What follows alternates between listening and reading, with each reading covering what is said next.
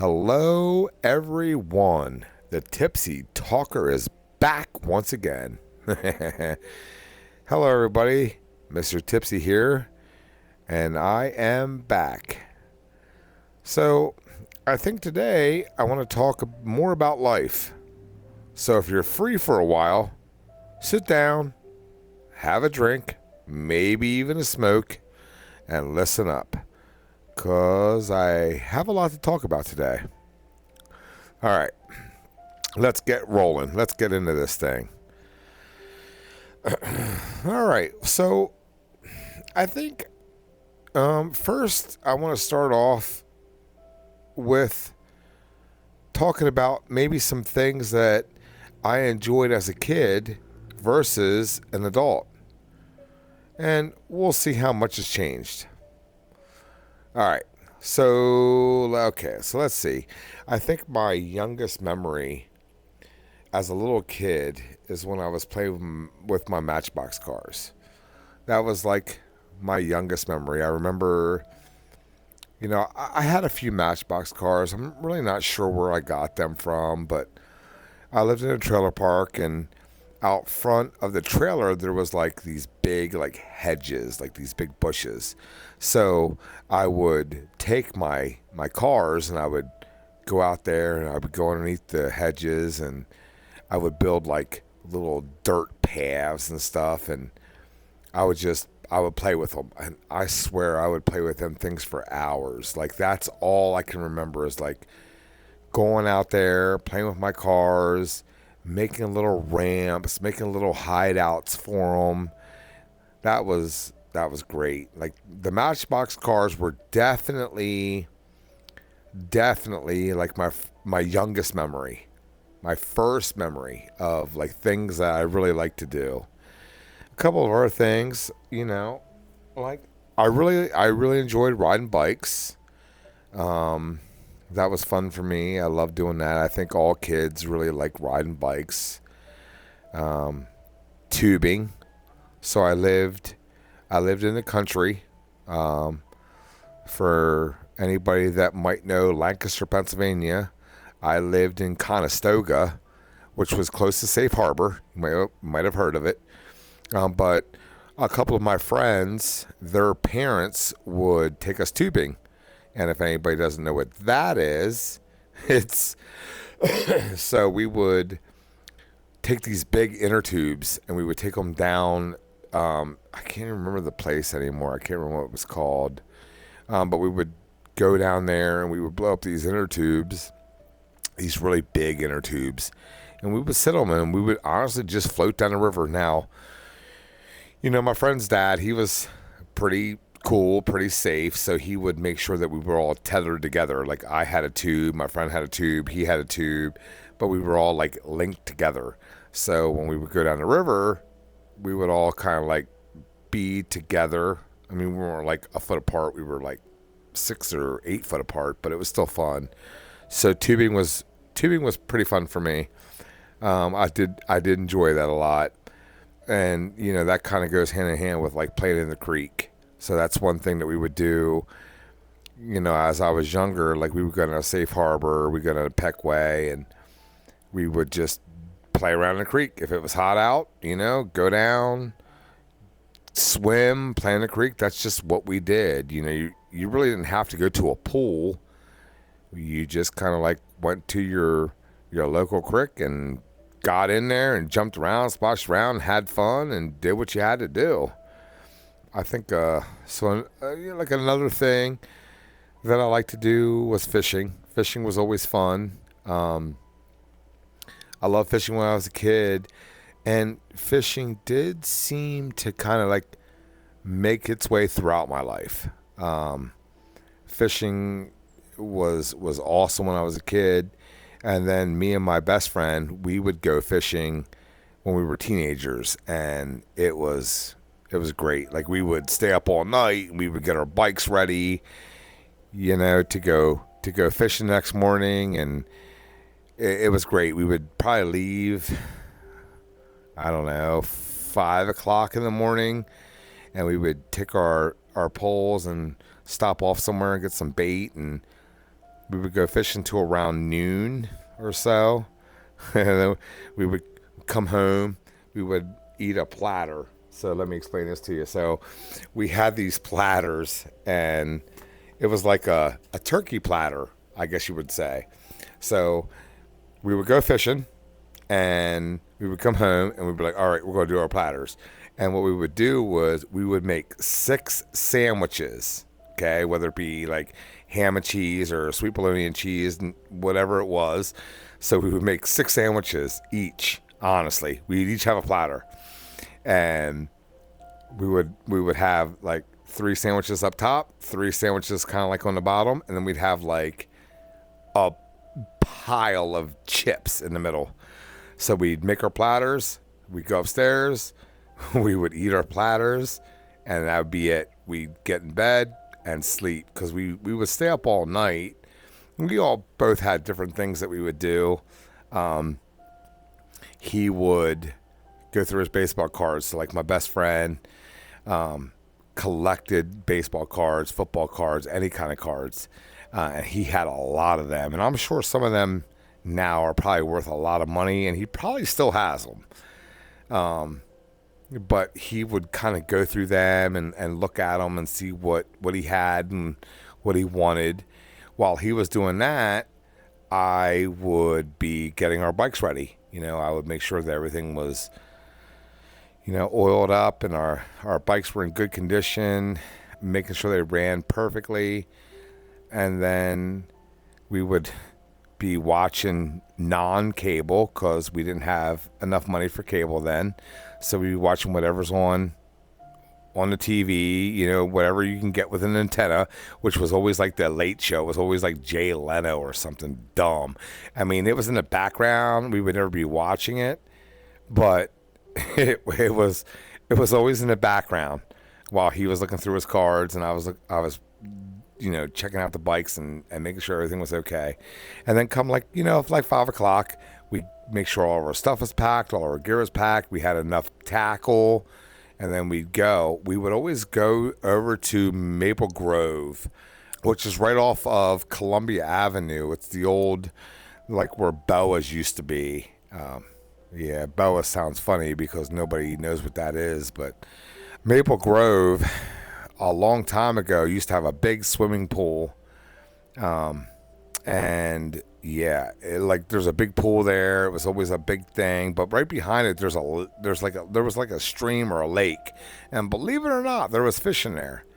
So we would go there, we would fish and do our things. Sometimes we would catch some stuff, sometimes we wouldn't. Whatever the case may be, we had fun. We came home, had our platters, boom, went to bed. So fishing was definitely always like one of my favorites. Like I did it when I was a kid, I did it when I was a teenager, and I definitely love to do it now. I actually just recently got my fishing license, and I plan on doing some fishing very soon. So yeah, I liked playing when I was a kid. Like I loved playing with my cousins. So my cousins wouldn't come down all the time, but when they did, I would love to play with them. And we would always hang out, get together. We would ride our bikes. We would go into the woods and like do nature hikes and look for old things and just kind of like walk around. It was a fun time. Like every time I was with them, it made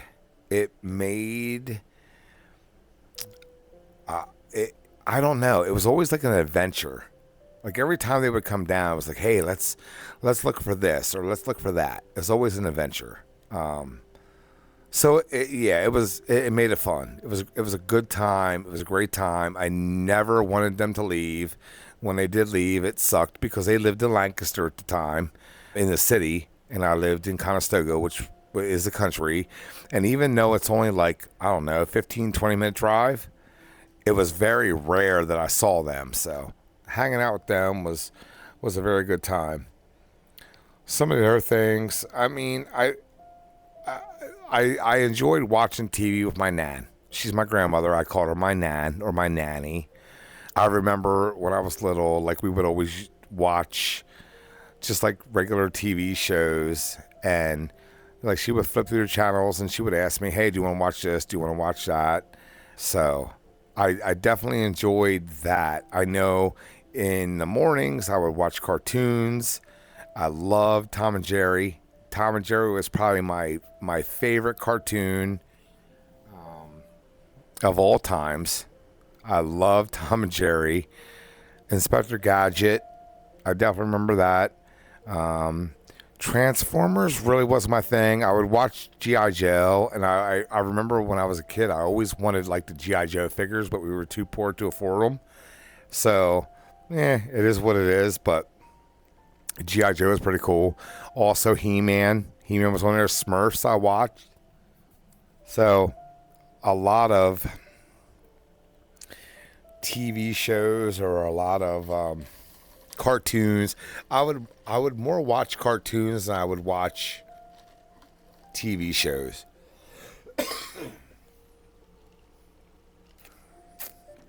So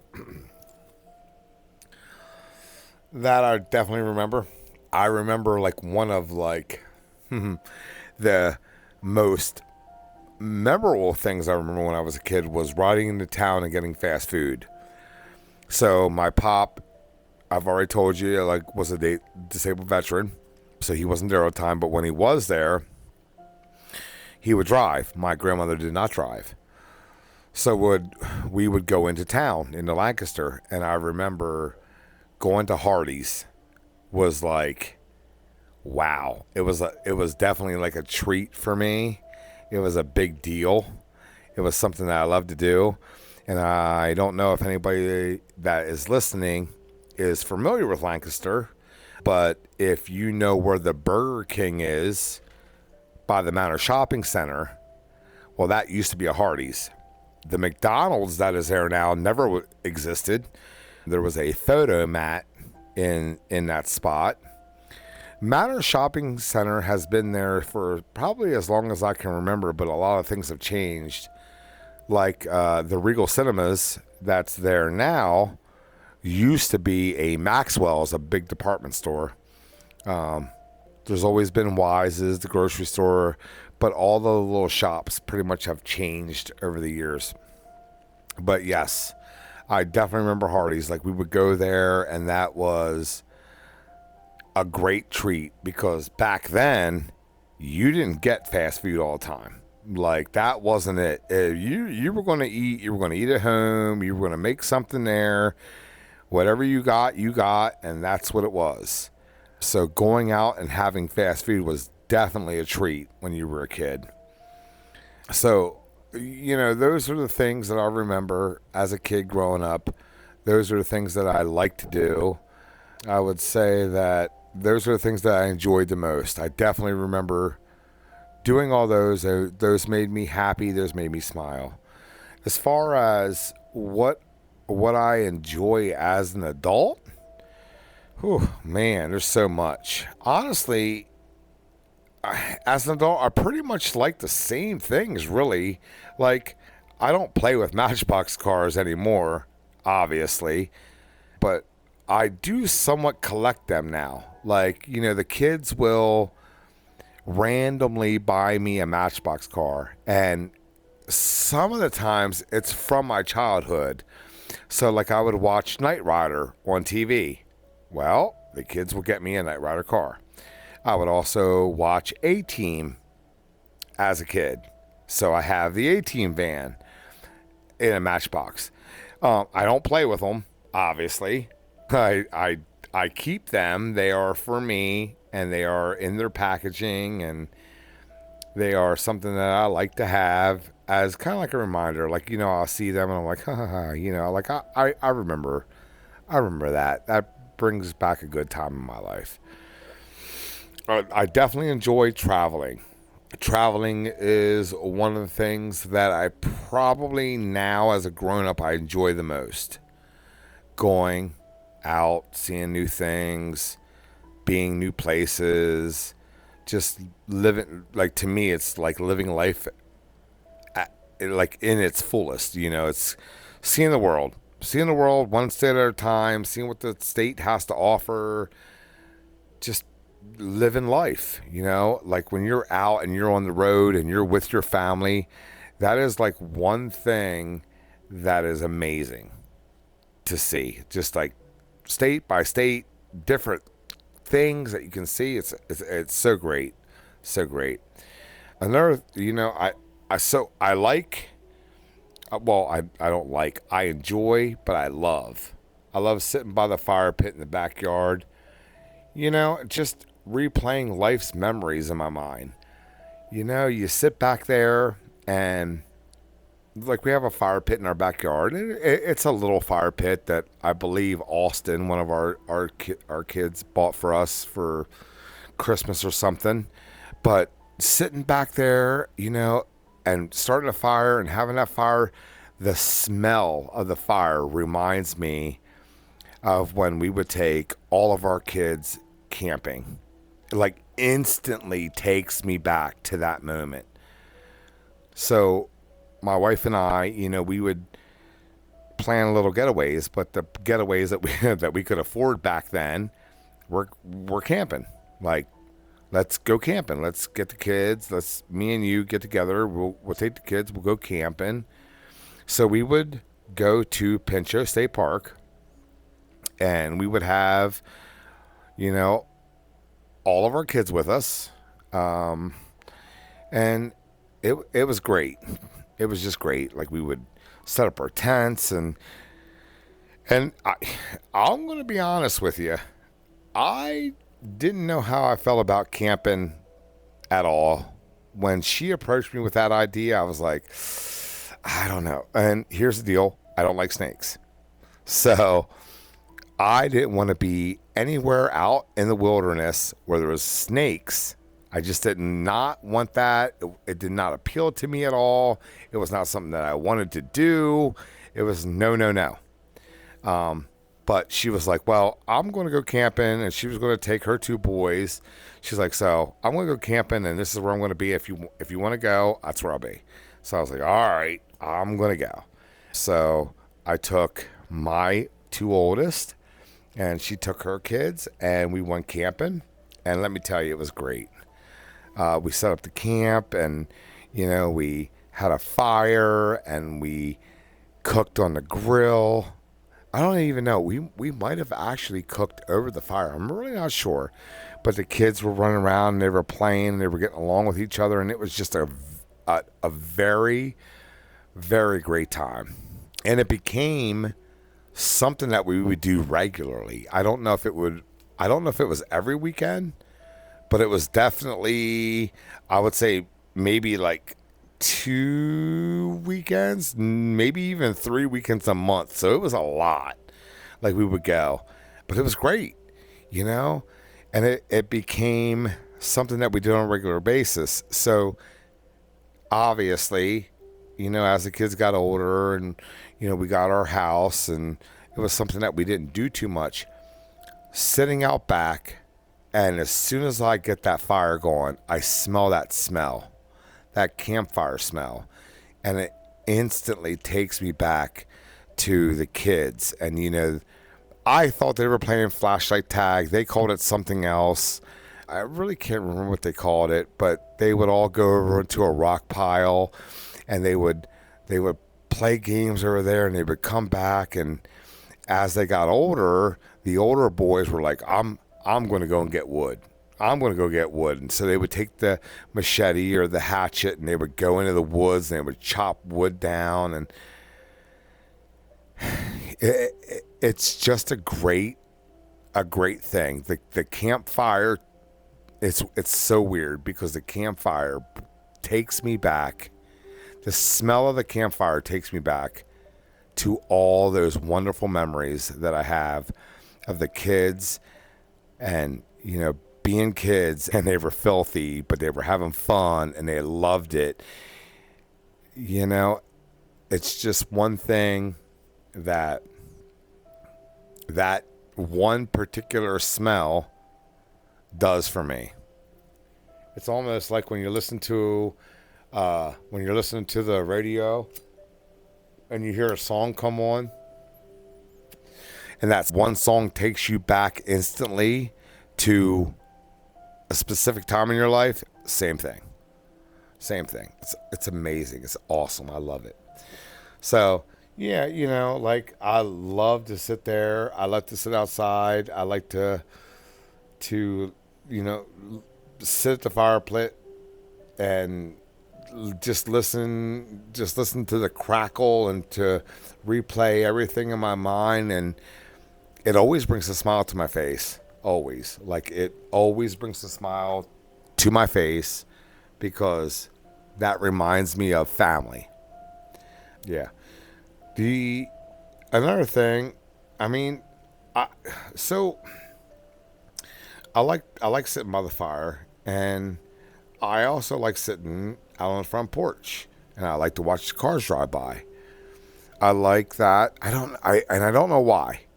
It's calming, like I'll say to her, well, there's a lot of times, obviously the weather's not the greatest. So if it's too windy and we can't have a fire, or if we just don't have any firewood left, I'll say to the old lady, hey, do you want to come out and sit in the front porch and just kind of like sit there and talk and watch cars go by, maybe listen to some music or whatever on the radio. And it calms me down.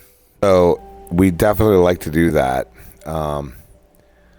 That's one thing that we definitely like to do. And I don't know. It just calms me down. I definitely enjoy watching like the paranormal TV shows. So like I'll either on TV or I'll look at my phone or whatever, and I'll look at the scary videos or the paranormal videos, and I'll enjoy watching those. Actually, I mean, most of the times I'll put one on right before I go to sleep, just so they make me sleepy. Because some of those ones I'm really not 100% sure if they're legit or not, but they're entertaining. So I definitely like watching those guys as well. Um, I I enjoy hanging out with my pets. I do have 3 dogs. Um, I would say that unfortunately for the other two, Bobo is my favorite. Um, we went to Alabama and we picked up Bo and Duke, and we've had them. Well, we had them for a while. Unfortunately, Duke, he suffered from seizures. We had him on seizure medication for a while, but that did not last long. He ended up passing away. He had 10 seizures one morning, and unfortunately, we had to make the call to put him down. So that was a very, very, very, very, very hard day for me. But we still have his brother, Bo. So Bo is my buddy now. He is my best friend. Bo hangs out with me all the time, and he cannot leave my side without crying like a big baby. I'm sorry I have the hiccups. I'm not really sure why. Also, we have Roscoe. Roscoe was the third one to come into the house, and he did know Bo and Duke. And yes, Bo, Duke, and Roscoe. Obviously, I like, the Dukes of Hazzard. And I thought about that, like when we got the dogs. I'm like, something, south, something southern. Was something southern. And I know that the dog's name in the Dukes of Hazzard was Flash, but I figured that we could name our dogs Bo, Duke, and Roscoe. So Roscoe is he's a wiener dog, but he also came from Alabama. He also came from the same people that we got Bo and Duke from. And then we have Bella. Bella is a big, monstrous pup. I was working one day, and some guy came into work and was like, hey, do you know anybody that would want her? She is free. So I knew that we had 2 boys, and I knew that she shouldn't be in our home. So I texted the old lady and I was like, "Hey, do you know anybody that could take this dog? She looks nice. She looks like calm. Do you know anybody that would want her because they're getting rid of her? They don't want her." And of course, she had to have her. So guess what? We have Bella. Um, Bella is a very good pup. She doesn't bite anybody. She is a monstrous pup. Um, Not really sure what her breed is. English Mastiff and Spanish Mastiff, something like that. I don't know. The old lady knows all that good stuff. I don't know. All I know is she's huge, very big, and she's friendly. So we got her. Um, so I definitely love hanging out with the pups, as I'm older. Um, and I enjoy taking the roof off the Del Sol and me and the old lady going for a drive. That's one thing I like. So my oldest son, for Christmas, he bought me a Honda Del Sol. And one of the things that I enjoy is when the weather's nice, I like taking the roof off of it and just going for a drive. Like, that is one thing that I really enjoy. It's a nice car. I rebuilt the car to my liking. And, once in a while, when it's really nice out, I'll be like, hey, let's take the roof off. Let's go for a drive. And she's always ready to go for a drive with me. So we'll take the roof off. We'll get in the car. We'll pump up the music a little bit, and we'll just go for a drive. It's something that's really nice. I do definitely like that. As far as that goes, those are the things I enjoyed as a kid. And these are the things that I enjoy now as an adult. And to be honest with you, I'm sure I enjoy so much more, but I just can't think of everything. And if I told you everything that I enjoy, it'd probably be like a 4 hour long podcast, and I don't want to do that. I enjoy a lot. Let me tell you, I definitely enjoy a lot. I definitely enjoyed a lot as a kid. I'm sure there's so much more I can think of if I really wanted to deep dive into it all. But those are like the top things that I enjoyed the most as a kid. And those are like the top things that I enjoyed the most as an adult. I definitely enjoyed family time. I definitely enjoy family time. As you know, the Tipsy Talker is a family man in and out. So any time that I spend with my family is a good time, no matter what. If it's one of them, all of them, if it's just me and my wife hanging out, whatever the case may be. If it's me and my wife and a dog, if we're all just hanging out, that's family time. And I enjoy that. That's what I enjoy the most. Family time is definitely what I enjoy the most. I also, very oddly, I enjoy, which I think guys will understand this a lot more than women, but I enjoy when the grass is mowed. Like, I enjoy after I mow the grass and after I, weed whack all around the like trim up everything and weed whack, and I get all my lines nice and straight.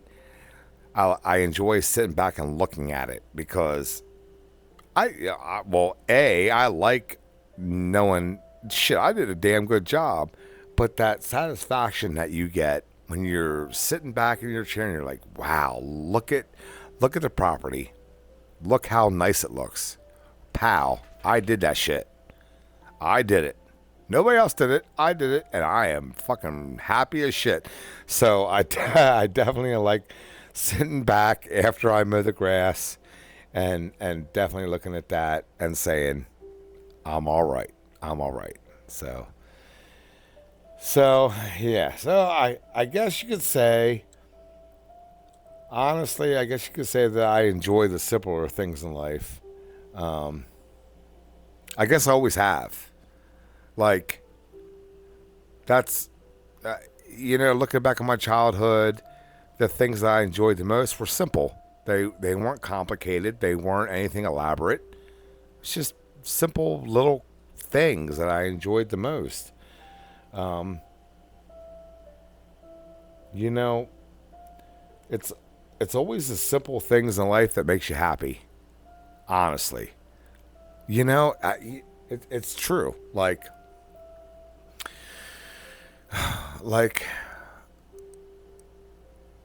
you know, big things make you happy as well. Like if you get a new house, that makes you happy. If you get a new car, that makes you happy. But the littler things, like sitting outside watching the sunset or looking up into the skies in a clear night and seeing all the stars makes you happy. Sitting out back by the fire, hearing the crackling of the fire and thinking about your family makes you happy. It's simple. It's not complicated. There's nothing complicated about it. It's just the relaxation of knowing that you are who you are and you feel that you are where you need to be at that moment makes you happy. And honestly, that's what it's all about. You can call it the simple things, you can call it being content, you can call it whatever you want. But it's a great feeling. For me, anyway. So, I don't know. I don't know. Anyway, so as a lot of you know, I have a lot of children. So, I guess I could talk a little about how it's like having a blended family. Now, I told you in my first official podcast that we have 7 kids. We have a lot of kids. But it is a blended family. Um, so when I met my wife, she had 2 children of her own. I had 2 children of my own and one on the way. And then together, we had 2 children. So it's definitely a blended family. And it's funny because, like, when I was thinking about this, I was like, right away, I thought about the movie Blended with Adam Sandler and Drew Barrymore. They are blending. But, it's honestly, it's kind of what it's like. When I first met my wife, she had 2 boys. I had a boy and a girl. And everybody, like when we first met, her oldest son didn't really care for me too much. Not really sure why. I figured it was just because it was him and his mom and his brother and his grandparents, and that's what he knew. So he didn't really want anybody new in the picture, which I get. I get it. But me and her fell in love, so he had to get used to me, which took a little while. It took a little while. But once we got together, like I said, we started going camping. That was a big thing. That kind of like was an icebreaker, kind of. But it was difficult. It was complicated because there were ways that she would raise her children, things that she thought was right, things that she did that's how she was raised, and she taught them, which was completely opposite of how I raised my children. So it was a constant I would say struggle, not battle. It was a constant struggle because I felt the way that I was raising my children was right, and that was the way that it is, and she thought the same thing, which obviously you're going to. You have your own set of rules, your own set of morals, your own set of things that the way that you want to raise your kids, and then you meet somebody and they're bringing their children in, and their children were raised completely opposite, and you're kind of like looking at that like, well, wait a minute, that's not right. I don't know if you should be saying that. And we both said it. She would be saying, like, that's not right to me, and I would be saying that's not right to her. And so once we got together and, like we moved in with each other, then me and her had our own, we had our own boy. And, well, we had another boy and first, and then he kind of like was staying with his mom. And then we had our own son, which he lived with us, obviously. And we as parents needed to find a common ground, because now it wasn't, her children from a previous relationship, and it wasn't my children from a previous relationship. It was our child together. So we had to find a common ground to raise our children. And I honestly, I think we did a pretty good job. I think we did a pretty good job with our children, because then there was our son, and then there was our daughter. And we, by that time it was already like we've already been together for a year or two when our son came along, and then we were already together for a while before our daughter came along. So with her, we kind of like already knew what direction we wanted to go with, and it was a little easier with the last one. But you have, 5 kids living in a house from all different walks of life. And it was, oh man, a constant, this ain't right, and this ain't right, and argue, and this ain't right. And oh my goodness gracious, it was big. However, we made it work. I had previous relationships, excuse me, where my children didn't like them whatsoever, and not at all, and they wanted to kill them. But with this relationship, it wasn't bad. Like there was obviously disagreements because they were going to disagree. There was also an age factor. The oldest boy versus the youngest kid. I mean, there was a lot of years in between there. There was a lot of different things going on where we would ask the older kids to do more for us, and they couldn't understand why the younger kids didn't have to do it. So we tried to make it fair, but it was definitely a constant struggle. However, I feel that it worked out very well in the end. I really do. Blended families are very hard, especially if they don't get along.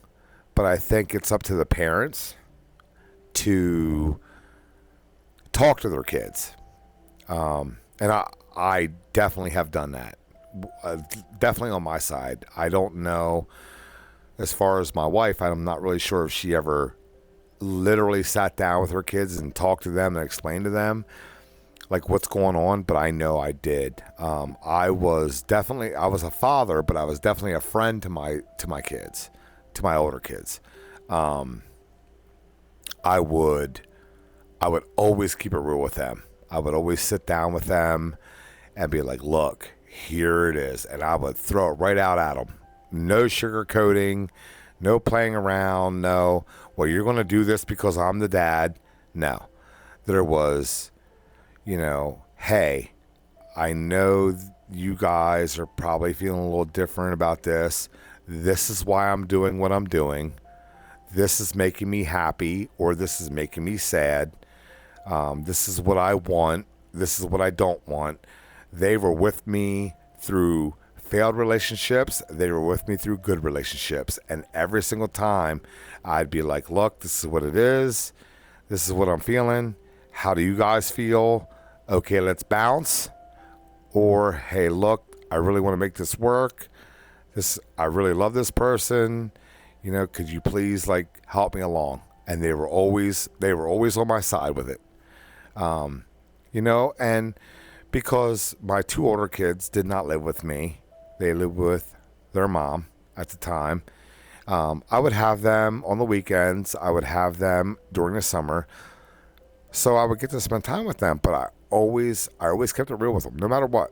I mean, yeah, I'm your dad, but at the same time, I'm your friend too.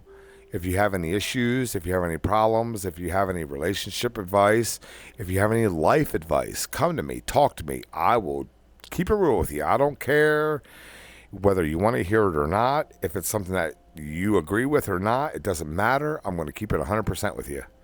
I've always done that, and I still do that. I still keep it 100 with them. This is it. This is how it is. This is what I think. Bam. And I do think, as far as the older kids, I think I have a really tight relationship with them. I am father to them, but I'm also friend to them, and I know that they know that, and that's good. But throughout the 20 years, it's been a long time. So they have learned to, hey, this is my brother, this is my sister.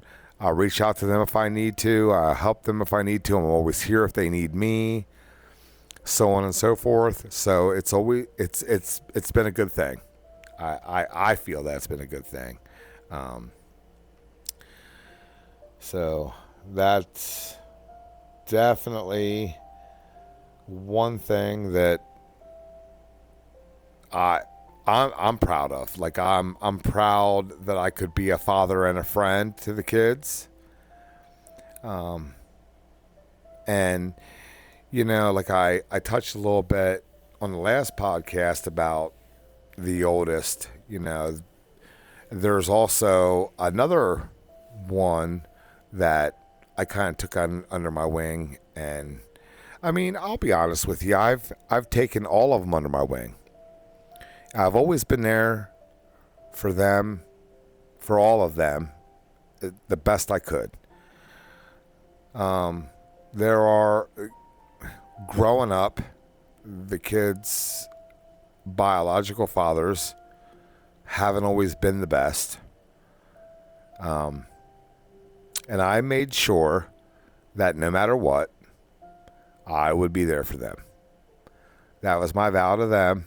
That was my vow to my wife, that no matter what, I would be in the picture for those kids whose fathers decided that at that time, or even now, that they really don't want to be there.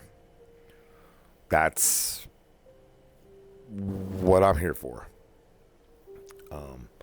And like I said, in my first podcast, like I said, I know how it feels growing up without dad.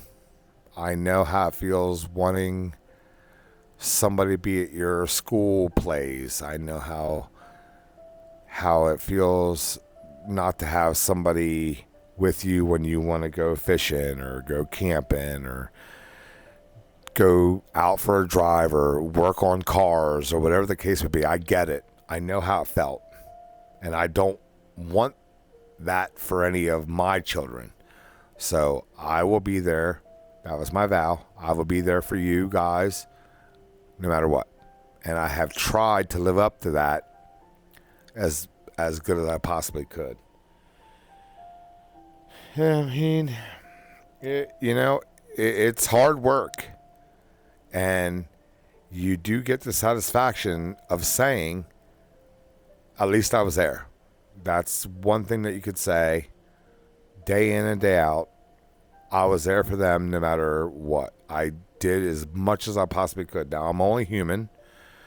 There's times, unfortunately, that I had to work and I had to miss important things in my kids' lives. But I'm sure that they understand that me working and providing for our family, I had to do. It's not something that I chose to do. I mean, I could have chose to say, you know what? Well, fuck it. I'm not going to do anything, and I'm just going to lose my job. And hey, I'll be there for you. And then that would have wreaked havoc on all kinds of situations, which would have sucked. So, yeah. So, you know, I thought about talking about being a parent versus being a spouse. It's one thing that I've been thinking about a lot lately. And if you're not following me yet, what I'm talking about is I have been a parent now for 30 years. 30 years. And I've been a spouse for 20. So now that all of the children are out on their own, like I said before, I have one left in the house, but 6 of them are out with jobs, doing their thing. It's kind of like, okay, how do I adjust myself back into being a spouse? Because all I've really ever known was being a parent and a husband. So I'm a parent first, I'm a husband, I'm a family man. Okay. So now to the point where all of my children, quote unquote, are now adults. I have one more left in the house, and then in 2 years, she's going to be an adult as well. So that's going to leave just me being a spouse.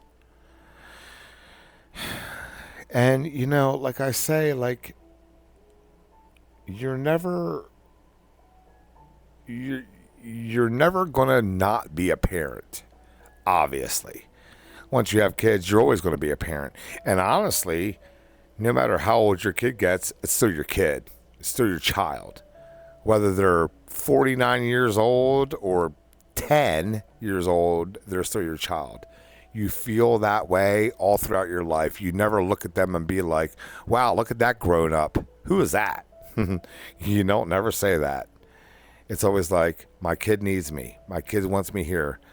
My kids are coming up. No matter how old they are. It's very strange. So,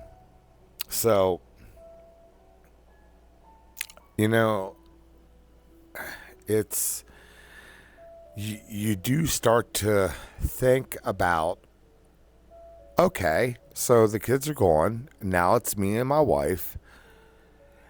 And, we started to talk about living our lives for ourselves, which obviously it's not selfish. It's just everybody out there is doing well, and we're not going to never turn our back on any one of them, obviously, because they're our children. But now that they're all doing their thing, now it's time for us to do our thing. But it's hard. Like we sit outside and we talk about it, I would say weekly, honestly. Like once a week, at least once a week, we talk about, wow, like, man, there's nobody here anymore. There's nobody with us. What are we going to do?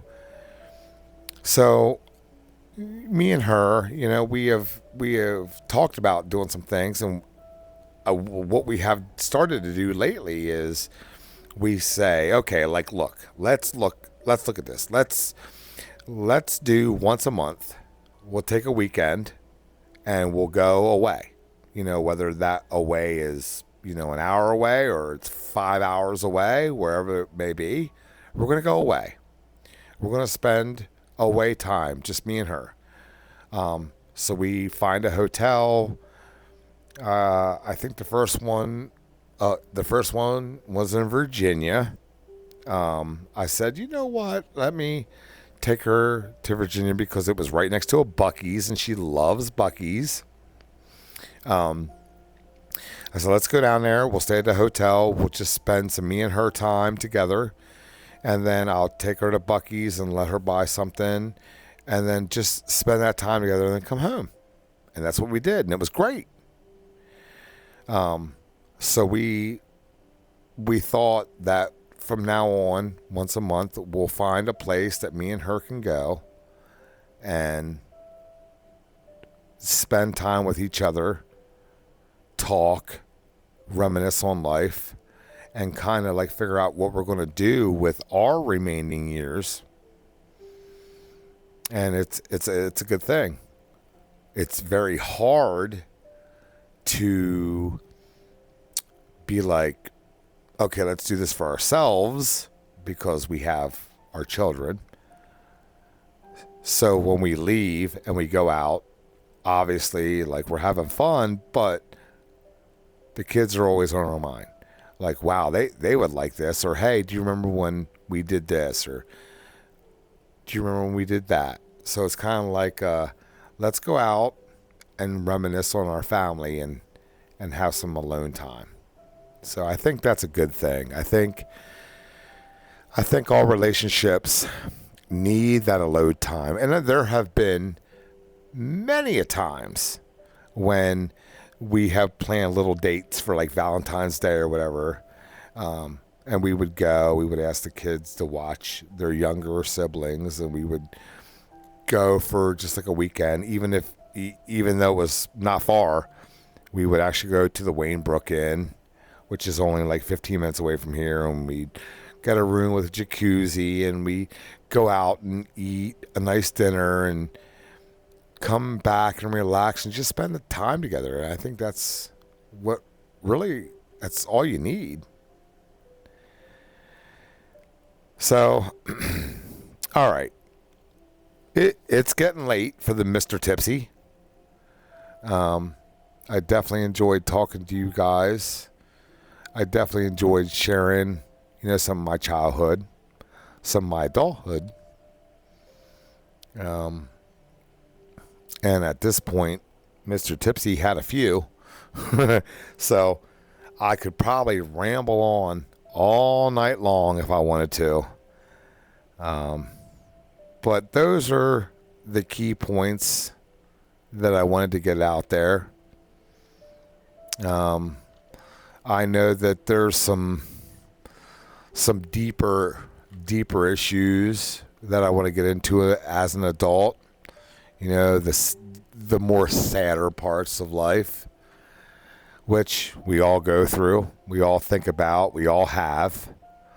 But I think I'll save that for maybe next time. Other than that, I think Mr. Tipsy here is going to sign off because it is a little late. I just wanted to let everybody know that I appreciate you listening to what I have to say. I definitely welcome any feedback.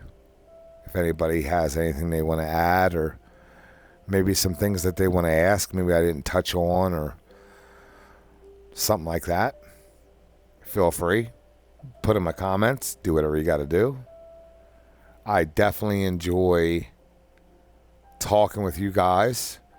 I definitely enjoy sharing my life with you guys.